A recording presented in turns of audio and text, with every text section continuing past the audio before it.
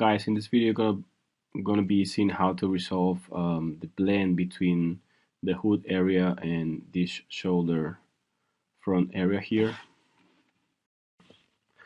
The easiest way to do this is with the freeform blend tool.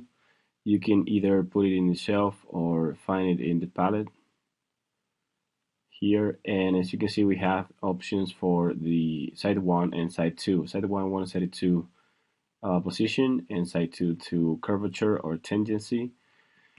And first we're gonna select the hood area and then the shoulder, all these edges here, and this is the surfaces that we get. I'm using multiple surfaces and the VCS surfaces option inside the tool, and as you can see here we get like 4 or 5 surfaces and they are all Bezier, and you can play around also with the ends options here so we can get a better alignment with the parent surfaces.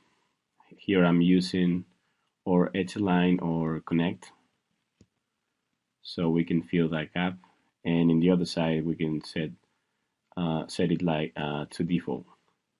And if I now check my highlights, you will see that we have the highlights running really nice.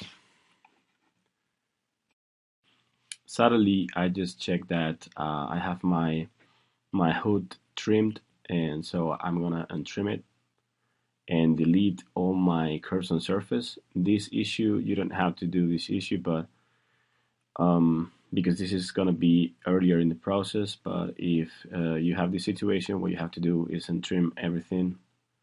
I'm gonna select the blend and delete it, and I'm gonna repeat the same process with the freeform blend again.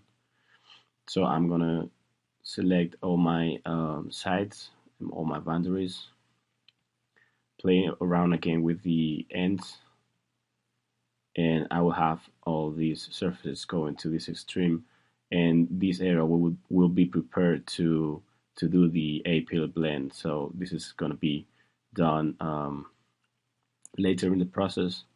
And finally, if you want, you can choose the blend and do a mirror on this, so I can flip it to the other side and we have both ends.